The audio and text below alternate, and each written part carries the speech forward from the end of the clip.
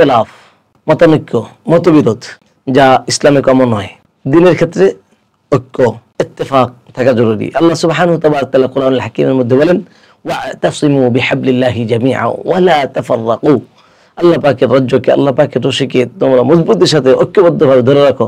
ওয়া লা তাফাররাকু, তোমরা ইখতিলাফ করিও না, তোমরা মতবিরোধ করিও না, ফেরকাবাজি করিও না। এটা তৈরি হয় কিভাবে? এটা মূলত শয়তানই তৈরি করে। আর যখন দায়ী দাওয়াতি কাজ করে, শয়তান এই বাধা দিয়ে তাকে তার মধ্যে, মূল কাজের মধ্যে এই বাধা সৃষ্টি করে।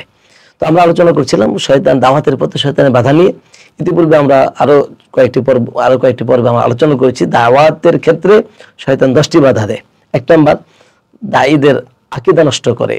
2 নাম্বার, তাকে বিদআতি কাজে লিপ্ত করে। 3 নাম্বার, কবিরা গুনাহে লিপ্ত করে। 4 নাম্বার, সগীরা গুনাহে লিপ্ত করে। 5 নাম্বার, মূল কাজ থেকে সরিয়ে তার থেকে কম গুরুত্বপূর্ণ কাজ সামনে পেশ করে মূল কাজ থেকে হটিয়ে দেয়। 6 নাম্বার, দায়ীদের সময় নষ্ট করে।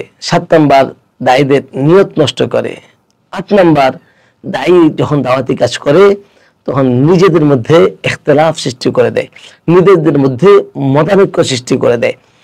আর দায়ী, আমরা ইতিহাস যদি আমরা দেখি, দিন দিন ইসলামের গুরুত্বপূর্ণ বিষয়গুলি যেখানে ইসলামকে দুর্বল করার জন্য শয়তান যে চেষ্টাটা করেছে, সেটা নিজেদের মধ্যে ইখতিলাফ করে দিয়েছে।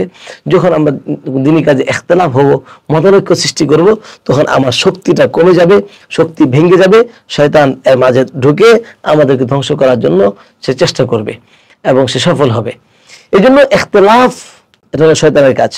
তো দাওয়াতি কাজে যখন আমি আল্লাহর জন্য কাজ করতেছিলাম, শয়তান যখন আমাকে ঢুকিয়ে ইখতিলাফ সৃষ্টি করে দেয়, আমাদের মধ্যে ডিভাইড করে দেয়, আমাদেরকে যখন মতানৈক্য ভাগাভাগি করে দেয়, এবার যে ব্যক্তিটা আমি মানুষকে আল্লাহর দিকে দাওয়াত দিচ্ছিলাম, চলেন ভাই আল্লাহর দিকে আসি, সেই ব্যক্তিটা তখন আমি ব্যক্তির দিকে, দলের দিকে দাওয়াত দেওয়া শুরু করি। আসেন ভাই আপনি আমার দলে, উনি বলে আসেন ভাই আপনি আমার দলে, উনি বলেন যে ভাই আপনি আমার সাথে আসেন, বলে আমার সাথে। আল্লাহ বলেন, ওমান আহসানু কাওলান মিম্মান দাআ ইলাল্লাহ, মিম্মান দাআ ইলাল্লাহ, যে ব্যক্তি শুধু আল্লাহর দিকে দাওয়াত দেয়, কোনো ব্যক্তির দিকে নয়, কোনো দলের দিকে নয়, কোনো সংগঠনের দিকে নয়, দাওয়াতটা হবে শুধু আল্লাহর দিকে। কিন্তু শয়তান আমাদের মধ্যে এই কাজে ইখতিলাফ সৃষ্টি করে এবার আমাকে সেখানে দলের দিকে দাওয়াত দেওয়া শুরু করে দেয়।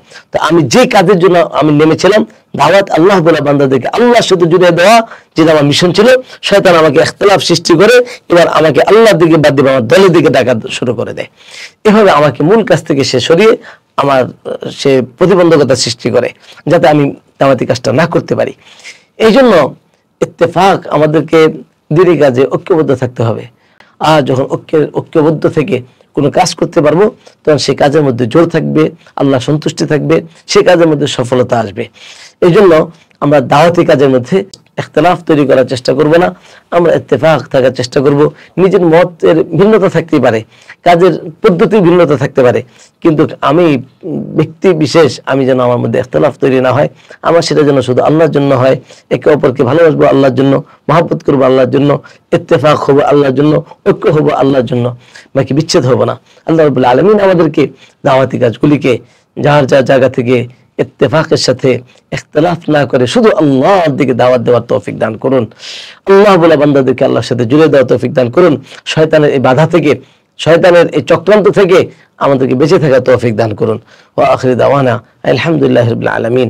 আসসালামু আলাইকুম ওয়া রাহমাতুল্লাহি ওয়া বারাকাতুহু।